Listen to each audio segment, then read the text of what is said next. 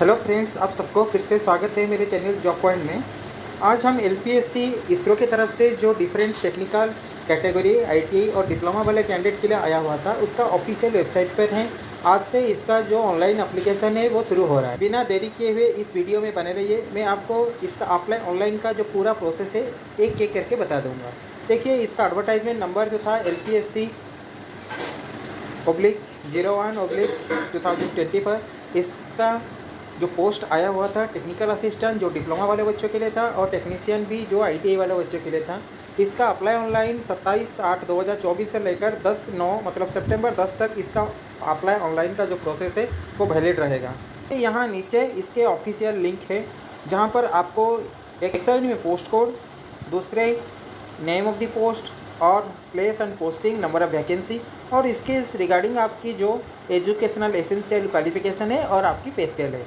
तो आपको जिस फॉर्म को आवेदन करना है वहाँ दिया गया अप्लाई ऑनलाइन के लिंक पर आपको पहले रजिस्ट्रेशन से लेकर अप्लाई करना पड़ेगा।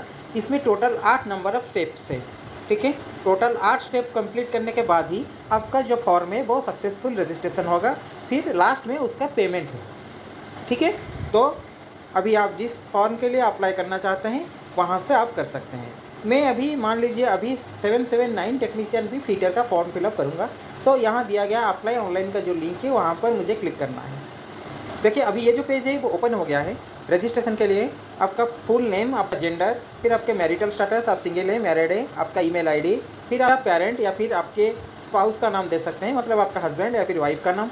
फिर इधर राइट साइड में जो नाम यहाँ पर आप लिखेंगे वो आपकी रिलेशन में क्या होंगे, पिताजी, माताजी, ब्रदर या आपकी वाइफ, कुछ भी हो आप दे सकते हैं। फिर आपको यहाँ से नेशनलिटी चूज़ करना पड़ेगा। फिर आप किस कैटेगरी से बिलोंग करते हैं, SC ST OBC general EWS। फिर इसके बाद यहाँ राइट साइड पर है आधार कार्ड का नंबर। नहीं तो ये आप स्किप भी कर सकते हैं, चाहे तो दीजिए, नहीं चाहिए तो आप मत दीजिए। फिर उसके बाद है आप फिजिकली हैंडीकैप है क्या, अगर आप फिजिकल हैंडीकैप है तो फिर यहाँ से यस सिलेक्ट कीजिएगा। फिर उसके बाद आपका नेचर ऑफ डिसेबिलिटी, मतलब आपका कौन से टाइप का है और आपकी परसेंटेज कितना है। फिर उसके बाद आपको यहाँ से फिलअप करना पड़ेगा एक सर्विसमैन सिलेक्ट, अगर आप सर्विसमैन होंगे तो येस, अगर नहीं है तो नो। फिर उसके बाद आपको करेंटली कहीं पर एम्प्लॉय है क्या, अगर कहीं पे करेंटली एम्प्लॉय हैं तो उसका पूरा डिटेल्स आपको देना पड़ेगा। कौन सी ऑर्गेनाइजेशन में काम कर रहे हैं, आपकी डेजिग्नेशन, कब से आपने शुरू किया है। फिर इसके बाद आता है have you applied for any other post in the same advertisement, अगर आप इसी एडवर्टाइजमेंट में एक के साथ साथ किसी और पोस्ट के लिए भी अप्लाई कर रहे हैं तो सिलेक्ट करके यस कीजिए। फिर उसके बाद आता है आपका मेरिटस पर्सन है क्या, मतलब आप किसी खेल जगत से जुड़े हुए व्यक्ति हैं तो अगर हैं तो येस, अगर नहीं है तो नो। नेक्स्ट आपको फ़ोटो अपलोड करना पड़ेगा और ये फ़ोटो आपका मैक्सिमम 40 KB होना चाहिए, ठीक है। 40 KB से ज़्यादा नहीं होना चाहिए। और इसका जो रिजोल्यूशन है यहाँ पर देखिए, मैं आपको बता देता हूँ। हाइट और विड्थ, यहाँ नीचे देखिए हाइट और विड्थ, इसमें आपको 95 पिक्सल हाइट होना चाहिए और आपका विड्थ 100 में होना चाहिए और आपका जो फ़ोटो बनेगा वो टोटल 40 KB के अंदर होगा, ठीक है। फिर उसके बाद आपको आपके जो कैटेगरी सर्टिफिकेट, मतलब आपकी जो कास्ट सर्टिफिकेट है रिजर्वेशन के लिए, आपको PDF फाइल में अपलोड करना पड़ेगा लेस देन 1 MB के अंदर। फिर उसके बाद आपको नेक्स्ट स्टेप पर जाना है। फिर नेक्स्ट स्टेप आता है सेकेंड स्टेप में, यहाँ पर आप देख पा रहे हैं date of birth, place of birth, आपका एड्रेस, आपका स्ट्रीट लेन, पोस्ट ऑफिस, आपका विलेज, टाउन, सिटी, फिर डिस्ट्रिक्ट, स्टेट, पिन कोड, आपका मोबाइल नंबर, ये सब चीज़ें भरना है। फिर उसके बाद नियरेस्ट रेलवे स्टेशन, आपकी बैंक अकाउंट नंबर, आपका नाम और आपके बैंक का नाम और आपका बैंक का ब्रांच, फिर उसके बाद उसका IFSC कोड। फिर उसके बाद आपको नेक्स्ट पर क्लिक करना है। भी आता है आपका थर्ड स्टेप।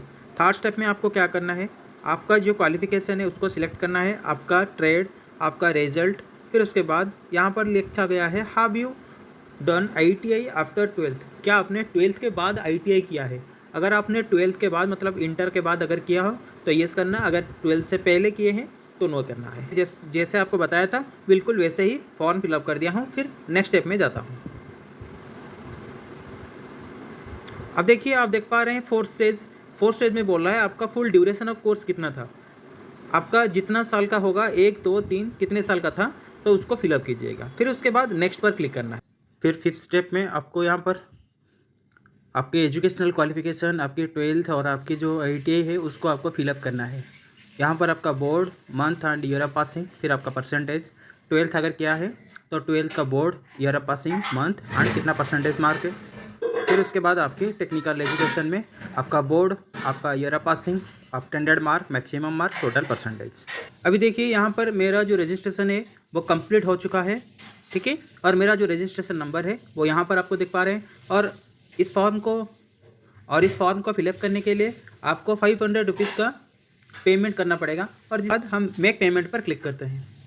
देखिए जैसे आपने मेक पेमेंट पर क्लिक किया, फिर आपको ऊपर आपका post code, name, registration number और नाम, अगर ये सब चीज़ सही है तो फिर उसके बाद आपको दिया गया यहाँ टिक बॉक्स के ऊपर क्लिक करके पे नाउ पर क्लिक करना पड़ेगा।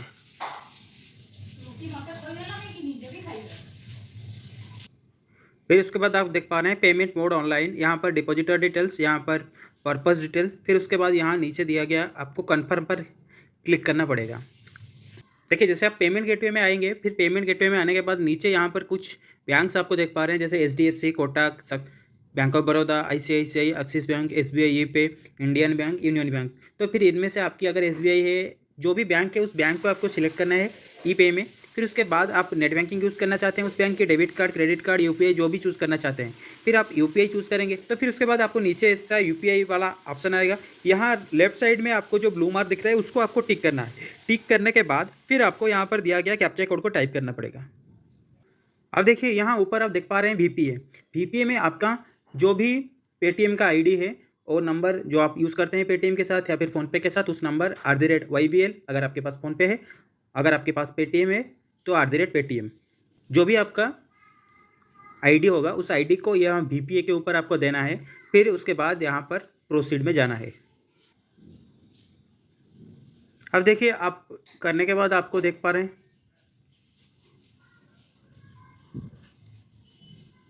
फिर यहाँ नीचे देखिए आपका ट्रांजैक्शन समरी दिखा रहा है आपको।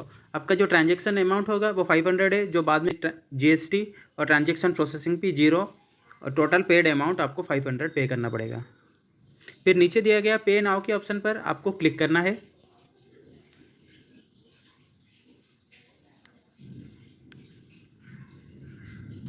जैसे आप वहाँ से क्लिक करेंगे फिर आपकी जो भी ID होगा फ़ोनपे, पेटीएम, वहाँ पर एक लिंक चला जाएगा जिसको आपको अप्रूव करके वो पेमेंट को पूरा करना पड़ेगा। तो देखिए जैसे आपकी पेमेंट कर देंगे, फिर पेमेंट कंप्लीट होने के बाद जिन लोगों का इस फॉर्म को आवेदन करने के लिए पेमेंट ज़रूरी है, केवल उन्हीं लोगों के लिए है। तो आपको आपका पोस्ट कोड, आपका रजिस्ट्रेशन नंबर, आपका एप्लीकेंट नेम और आपके जो ट्रांजैक्शन हिस्ट्री हो गया वो आपको दिखाएगा।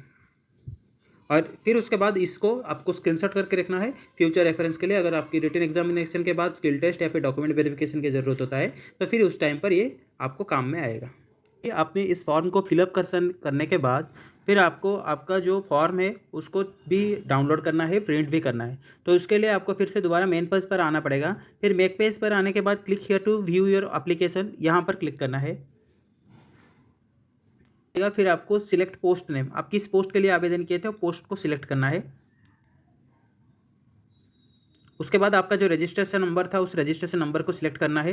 फिर उसके बाद आपको डेट ऑफ बर्थ डालना है।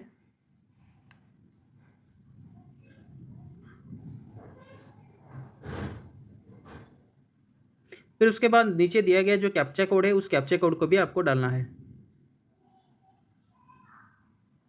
फिर उसके बाद लॉगिन करना है आपको।